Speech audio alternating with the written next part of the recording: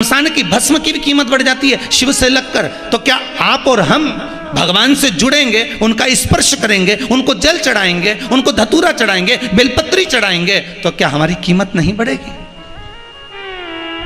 चोर को कुबेर बना देता है वो, चोर को कुबेर।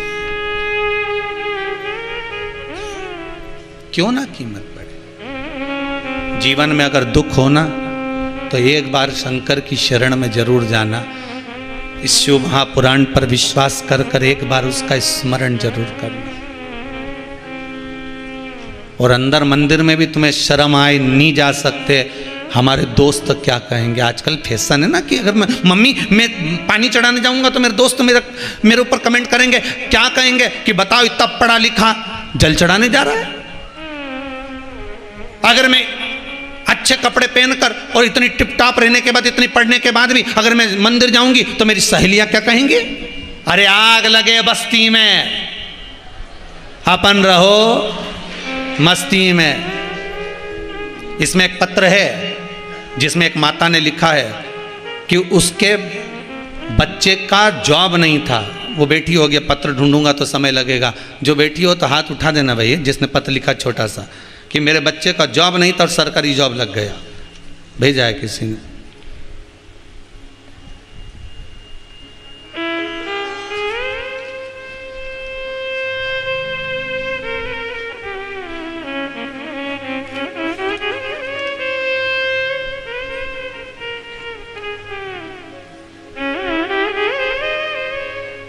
एक ये भी है, मैं प्रदीप जी पंड्या, ग्राम नागूखेड़ी, जिला देवास से आई हूँ।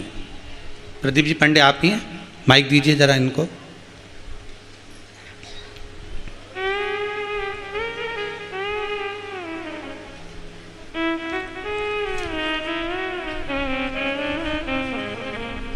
शीघ्र पहुंचाइए।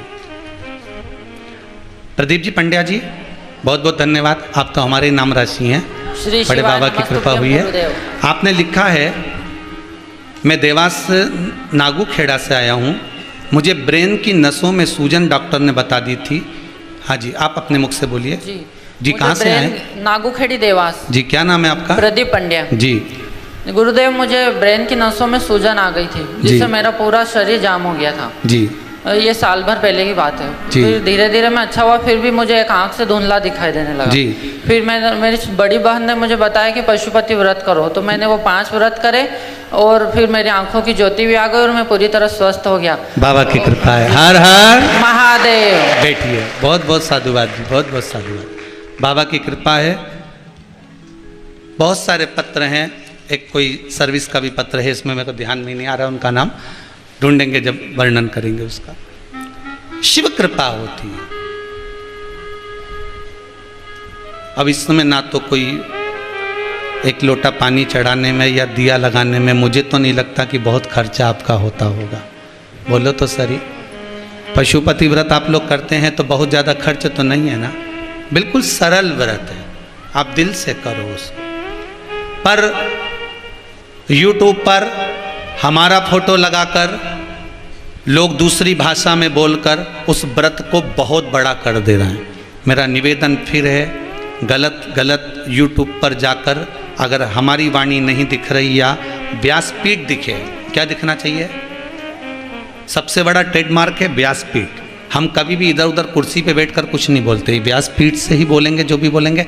व्यासपीठ दिखे और उसमें बोलते हुए दिखे और हमारी वाणी तो तुमको समझ में आवे कि हाँ, तो समझना कि वो वचन सिद्ध है, सही है। वरना हम कुर्सी पर बैठकर बोल रहे हो या चलते फिरते बोल रहे हो या हमारा फोटो दिख रहा हो और लोग उसको वर्णन कर करके YouTube पर डाले जा रहे हैं, हम उसको मान्यता नहीं दे सकते। लोगों ने उसमें लिख दिया कि उसका उद्यापन ऐसे करना चाहिए, इन्हें 11 जोड़े बुलाओ, उन्हें उनको जिमाओ, फिर ये करो। हमने नहीं बोला साहब, हो जी ध्यान रख, जो ऐसा फालतू लफड़ा में तो पढ़े ही नहीं दादा अपन। जो विधान लिखा है पशुपति व्रत का, तारकासुर के 3 बेटे तारकाक्ष, विदुम्माली और कमलाक्ष की जब मरे, जब भगवान ने पशुपति नाथ का रूप रखा और 33 कोटि देवताओं को पशु बनाया। उस समय पर शिव महापुराण में जिस व्रत का विधान कहा गया, व्रत जिस तरह से बताया गया वो है कि पशुपति व्रत का एक भस्म की कीमत शिव बढ़ा देता है। हम सांसारिक जीव हैं, शिव के उपासक हैं, वो भी कीमत बढ़ा। महाराज आगे वर्णन आया, चंद्रदेव ने विचार करा कि ये काया मेरी कैसे सिद्ध हो।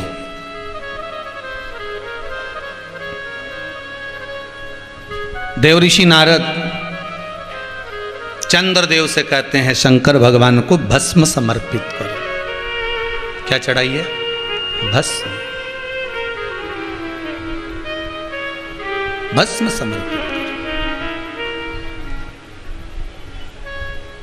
उस भस्म का जो प्ररूप है, उस भस्म का जो स्वरूप है वो सुख देने वाला। महाराज भस्म शिव महापुराण की कथा में वर्णन किया था कि कितने तरह की भस्म होती है और कहाँ कहाँ चढ़ाई जाती है। उस भस्म का क्रम क्या है, आप लोग अगर पहले नहीं सुने हैं तो उसको निकाल कर सुनना यूट्यूब पर कि भस्म का क्रम क्या है, भस्म का स्वरूप क्या है। बखान क्या करूं मैं राखों के ढेर का, चपटी भभूत में है खजाना कुबेर का। हे गंगधार मुक्ति द्वार ओमकार तू, बोले ओंकार तू। आयो शरण तिहारी बोले तारे तारे तू। भगवान शिव की भस्म का भी स्वरूप स्वयं देवर्षि नारद के कहने पर चंद्रदेव अपनी काया को श्रेष्ठ करने के लिए भस्म शंकर को समर्पित कर भगवान शिव को भस्म चढ़ा रहे और होना शिव की भक्ति का।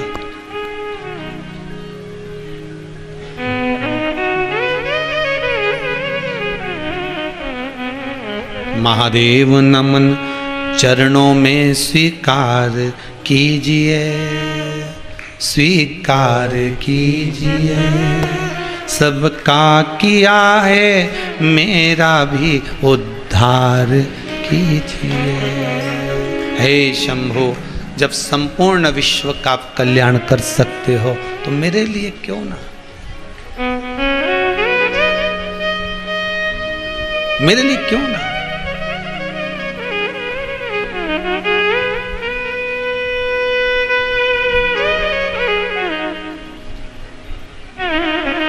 हे शंभु, हे शंकर, हे त्रिकालदर्शी, हे कैलाश, बस कृपा आपकी हो, दया आपकी हो। और महाराज करने वाला कोई दूसरा नहीं। शिव महापुराण का पूर्णिमा, शिव महापुराण की कथा कहती है एक साहूकार की 2 बेटियां थी।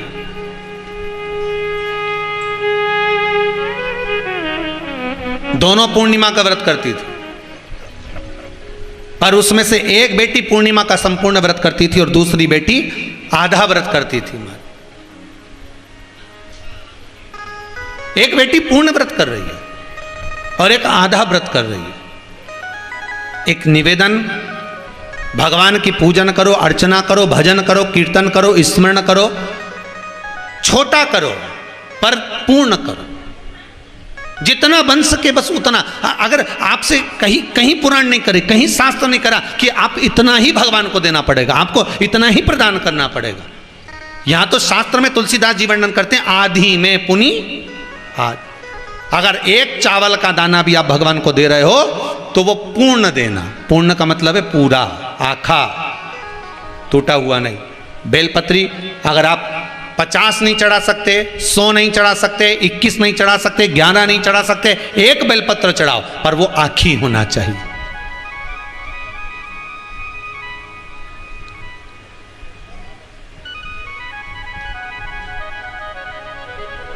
वो आखी होना चाहिए।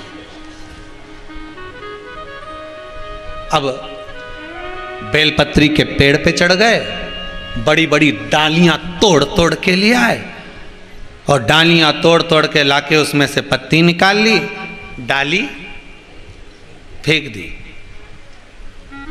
अब जिसने अच्छे से शिव महापुराण की कथा सुनी होगी उसको मालूम होगा कि बड़ी डाली में से पत्तियों को तोड़ने के बाद डाली जितनी देर तक घर के द्वार के पास में पड़ी रहती है उतना ही श्राप देती है। मालूम है कि नहीं मालूम आपको? क्यों भैया? भगवान गुरुदेव ने राम जी से कहा जाओ जाकर थोड़ा पुष्प और तुलसी लाने की व्यवस्था करो। जब धनुष भंग हो चुका था, सीता जी ने राम जी के गले में जयमाला पहना दी थी। आज गुरुदेव के विश्वामित्र बाबा के सम्मुख में राम, सीता, लखन बाबा तीनों बैठे हुए हैं। तो राम जी ने कहा आज राघव जी आप पुष्प वाटिका में नहीं जाओगे, आज जानकी को भेजो उनकी पुष्प वाटिका में, क्योंकि बगीचा इन्हीं का है, इनको भेजा जाए, लेकर आए जाए।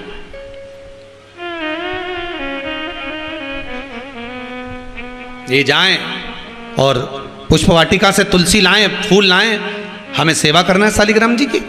माता जानकी जब पुष्प वाटिका में पहुंची तुलसी और पुष्प लेने के लिए, माँ जानकी जब पुष्प को उतार रही थी, माता का हवा में पल्लू उड़ गया और उड़ा। जब पल्लू उड़ा तो तुलसी जी के क्यारे पर गया, तुलसी जी के क्यारे के पत्ते कुछ नीचे गिर गए। जैसे ही आगे बढ़ी पल्लू से पत्ते नीचे गिर गए। जानकी मैया फूल और तुलसा लेकर आई, राघव जी के हाथ में दिया, राघव जी ने गुरुदेव के हाथ में दिया। गुरु जी जैसे ही शालिग्राम जी को चढ़ाने लगे तो तुलसी के पत्ते रोने लगे।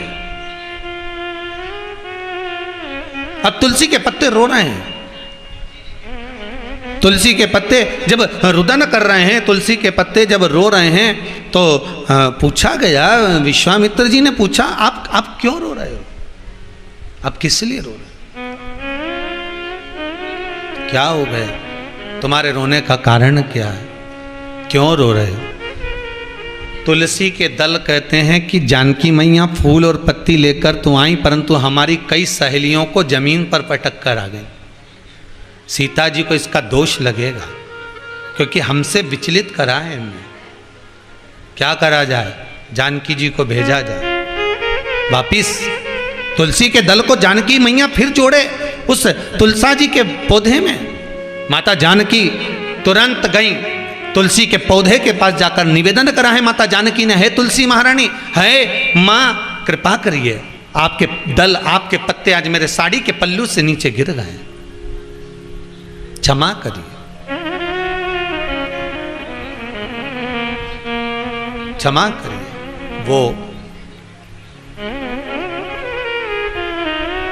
माता ने उस दल को वापस लगाया। शालिग्राम जी को उस दिन तुलसी नहीं चढ़ी, नहीं चढ़ी। इसलिए आज भी हमारे यहाँ कई बार कह देती हैं माताएं आज रविवार है, तुलसी मत तोड़ो। बच्चे पूछते हैं माँ रविवार को तुलसी क्यों नहीं तोड़ना चाहिए, तो कहा दिया जाता है सुना है, और उनको बताओ कारण था, इसलिए नहीं चढ़ी, कारण था, इसलिए समर्पित नहीं। आप बेलपत्री को अगर उतारना है पौधे में से, डाल में से, वृक्ष में से बेलपत्री तोड़ना है तो पत्तों को उतारिए, डालियां मत तोड़िए। डालियां ले जाने के बाद, पत्ते निकालने के बाद आप डाली को ले जाकर जहां पटकोगे वो श्रापिता देगी कि मैं अच्छी खासी भगवान की सेवा में लगी थी पर इसने मुझे सेवा से वंचित कर दिया। वो डाली में फिर पत्ते लगेंगे और पत्ते लगते ना जाने कितने बार शंकर जी को चढ़ते, पर तुम्हारे कारण वो डाली टूटी, तुम्हारे कारण तुमने उसको वंचित कर दिया सेवा से, उसका दोष तो लगेगा।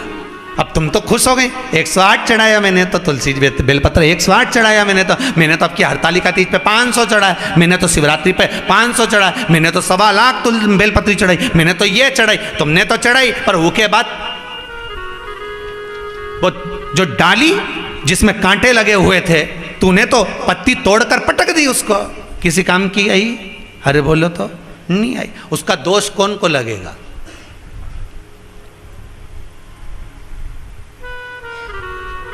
दोष किसको लगेगा? और ऐसा कोई नहीं जिसने ये गलती नहीं करी। बोलो तो सही, करी कि नहीं करी? गलती तो ऐसी हो जाती, उसका दोष लगता है। जितना समय तक वो पड़ी रहती है, 3 घंटे पड़ी रही या 4 घंटे तक वो डाली पड़ी रही, तो 4 दिन घर में क्लेश रहेगा, मानसिक टेंशन रहेगा। घर में तुमने अभी पूजन करी और पूजन करने के बाद इतनी टेंशन कहाँ से आ गई, इतना क्लेश। कई माताएं कहती हैं हमने पूजन करी गुरुजी, इसके बाद भी हमारे यहाँ तो बहुत टेंशन हो गया, इतना परेशानी, इतनी चिंता, यूँ।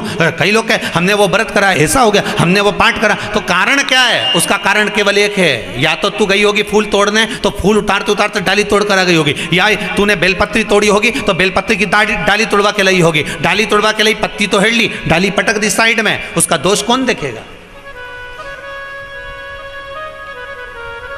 वो दोष है।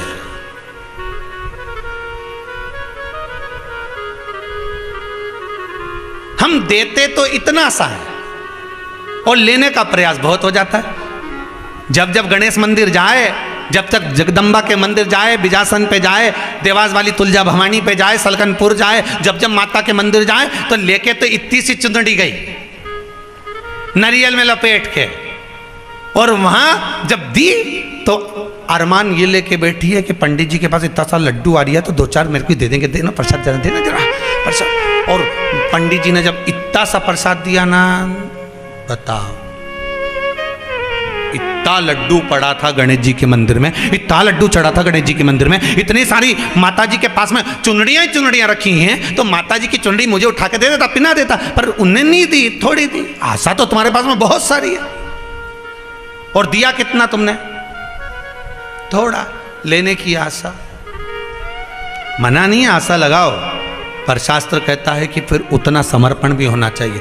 बेलपत्री चढ़ाओ, डाली नहीं टूटना चाहिए, डाली लगे रहने दो, पत्ते उतारो, और अगर डाली तोड़ी भी है तो कोमल वाली जो डाली होती है उसको निकाल लो, फिर कर सकते हो। पर जो बड़ी डाली हो, जिसमें और आस लगी हो कि इसमें और पत्ते लगेंगे, और पत्ते आ जाएंगे, शिव जी पे और चढ़ेंगे, उसको तोड़कर इकट्ठा कर लेना, ये कहीं की सहजता की बात। महाराज, शिव उपासना में भक्ति का बल। महाराज,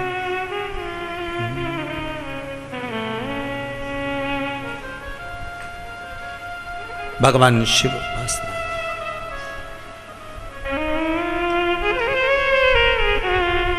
जब भी जन्म मिलेगा सेवा करेंगे तेरी, कहते तुमसे बाबा शरण रहेंगे तेरे।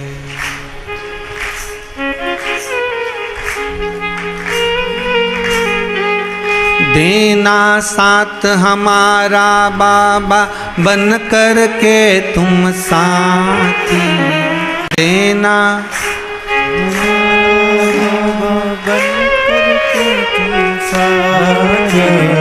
भोले तेरे नाम से गुजारा हमारा, गुजारा हमारा, भोले तेरे नाम से गुजारा हमारा, गुजारा हमारा। सुन लो भोले बाबा ये अरज हमारा, सुन लो भोले बाबा ये अरज हमारा।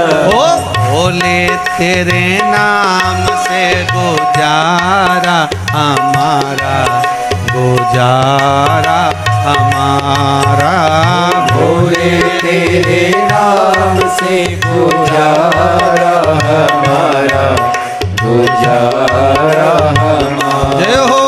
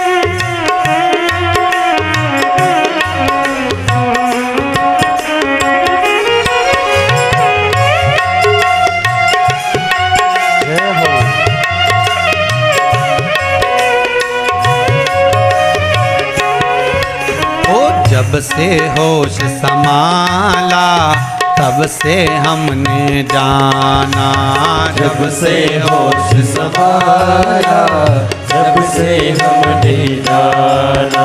ओ जब से होश संभाला तब से हमने जाना, जब से होश संभाला जब से हमने जाना। ओ तेरी भक्ति ना मिले जीवन व्यर्थ गवाना, तेरी भक्ति ना मिले जीवन व्यर्थ गवाना। बिना तुम्हारे भोले बाबा दुनिया है बेगाना, बिना तुम्हारे भोले बाबा दुनिया है बेगाना। ओ भोले तेरे नाम से गुजारा हमारा, गुजारा हमारा। भोले तेरे नाम से गुजारा हमारा, गुजारा हमारा। सुन लो भोले बाबा ये अर्ज हमारा, सुन लो भोले बाबा ये अर्ज हमारा। ओ सुन लो भोले बाबा ये अर्ज हमारा, सुन लो भोले बाबा ये अर्ज हमारा। ओ भोले तेरे नाम से गुजारा हमारा, गुजारा हमारा। भोले तेरे नाम से गुजारा हमारा, गुजारा हमारा। जय हो हर भोले।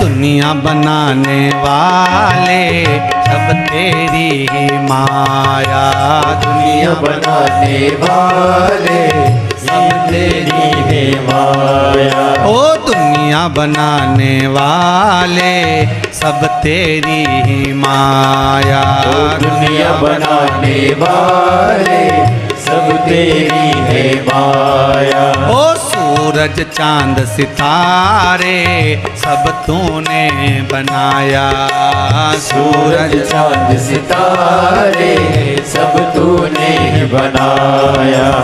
आशीर्वाद तुम्हारा भोले हे संकट को हारा। आशीर्वाद तुम्हारा भोले हर संकट को हारा। बाबा नाम से गुजारा हमारा, गुजारा हमारा भोले नाम से गुजारा हमारा, गुजारा हमारा। ओ सुन लो भोले बाबा ये अरज हमारा। सुन लो भोले बाबा ये अरज हमारा। ओ भोले तेरे नाम से गुजारा हमारा, गुजारा हमारा। भोले तेरे नाम से गुजारा हमारा, गुजारा हमारा। जय भोले भंडारी गौरा के त्रिपुरारी। ओ जय भोले भंडारी गौरा के त्रिपुरारी। ओ रखियो लाज हमारी गौरा के त्रिपुरारी। रखियो लाज हमारी गौरा के त्रिपुरारी। तेरी भक्ति ना मिले तो जीवन व्यर्थ गवाना। तेरी भक्ति ना मिले तो जीवन व्यर्थ गवाना। ओ भोले तेरे नाम से गुजारा हमारा, गुजारा हमारा। भोले तेरे नाम से गुजारा हमारा, गुजारा हमारा। भोले तेरे नाम से गुजारा हमारा, गुजारा हमारा। भोले तेरे नाम से गुजारा हमारा, गुजारा हर हर महादेव है। भगवान शिव की कथा कहती है भगवान की भक्ति में इस चित्त को, इस मन को, इस भाव को, इस दृष्टि को लगा कर रखोगे तो जीवन की सार्थकता अपने आप सिद्ध हो जाए, अपने आप सिद्ध। महाराज शिव कथा कहती है एक साहूकार की 2 बेटियां महाराज, और साहूकार की 2 पुत्रियां। एक बेटी पूर्ण व्रत कर रही है और एक आधा व्रत कर रही है, अधूरा व्रत। एक पूरा व्रत कर रही है, एक आधा व्रत कर रही है। 2 बेटियां हैं। फिर निवेदन करेंगे जो भी व्रत करो, जो भी प्रयोग करो उसमें थोड़ा चढ़ाओ पर पूरा चढ़ाओ। एक बात हमेशा याद रखिए, मान लो घर में अगर लक्ष्मी नहीं आ रही, किसी कारणवश कोई कार्य ऐसा हो गया हो कि आप बहुत मेहनत कर रहे हो, सफलता नहीं मिल रही हो, लक्ष्मी प्रवेश नहीं कर रही हो, तो महाराज बेल का जो फल होता है उस फल के अंदर का जो गुर्दा होता है, बेल के फल का अंदर का जो भाग होता है गुर्दा, उसको लेकर घर पर आओ और सुखा लो। सुखाने के बाद उसको जलाओ, जलाकर उसकी भस्म तैयार करो। उस भस्म को अच्छा बढ़िया पीस लो, पीस कर कपड़े से छान लो महाराज। उसको छान कर जब आप शंकर भगवान का पूजन करने के लिए शिव मंदिर में जाएं महाराज,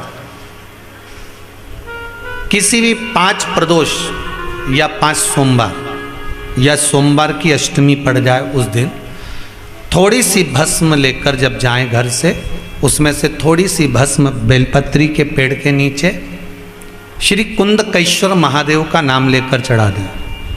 क्या नाम लेना है? कुंदकेश्वर। उसी में से थोड़ी सी भस्म जो बेलपत्री के वृक्ष के नीचे आपने चढ़ाई या बेलपत्री के वृक्ष की जड़ में चढ़ाई, उसको लेकर आओ और वही वृक्ष माता पार्वती का नाम लेकर भगवान शंकर के ऊपर चढ़ा दो और अपनी मनोकामना कर कर 1 लोटा पानी शिव पर समर्पित कर दो। चुटकी भर बस, ज्यादा नहीं। मात्र चुटकी भर। 5 प्रदोष भी पूरे नहीं होंगे और बाबा चाहेगा कि आपका जो लक्ष्मी रुकी हुई है या व्यापार नहीं चल रहा या कार्य नहीं हो रहा, तो बाबा उसको 1 प्रदोष 2 प्रदोष करोगे, तीसरे प्रदोष में तो बाबा धक्का लगा ही देगा, कैसे ही लगाएगा वो लगा। शंकर भगवान को भस्म अति प्रिय है। बेलपत्री किसका प्रतीक है? माता पार्वती। जब मां जगत जननी जगदम्बा, आप लोगों ने अभी नवरात्रे गए हैं तो नवरात्रे में दर्शन किया होगा, माता का जहां यज्ञ होता है, सप्तसती से यज्ञ हो चाहे मां अम्बे जगदम्बा का जो यज्ञ होता है, उसमें बेले के फल की भी आहुति लगती है।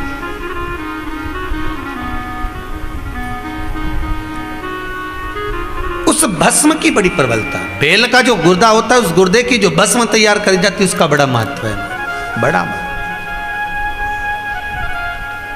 हम तो यहां तक कहेंगे देसी गाय का घी हो, कौन सी गाय का?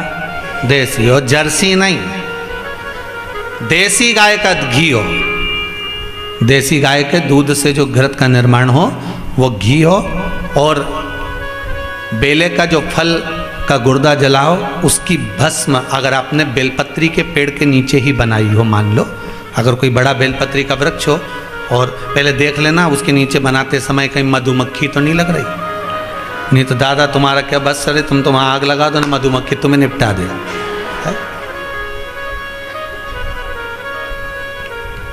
हो जाता है। एक बार हमारे वो कार्य करता है ना बंटी जी, तो वो उनके परिवार के साथ में कहीं पिकनिक मनाने गए, और पिकनिक मनाने गए तो बढ़िया उन्होंने पेड़ के नीचे कंडा जलाया बाटी सेकने के लिए। अब ये तो सेक रहे थे बाटी, ऊपर से आ गई मधुमक्खी, इनको बना दिया डबल रोटी, सब पड़े हॉस्पिटल में। तो खबर मिली, हम लोग कथा में थे कि साहब ऐसा ऐसा हो गया। हमने कहा मधुमक्खियों ने आक्रमण कर दिया। हाँ, तो गए कहाँ थे? तो क्या पिकनिक मनाने गए थे?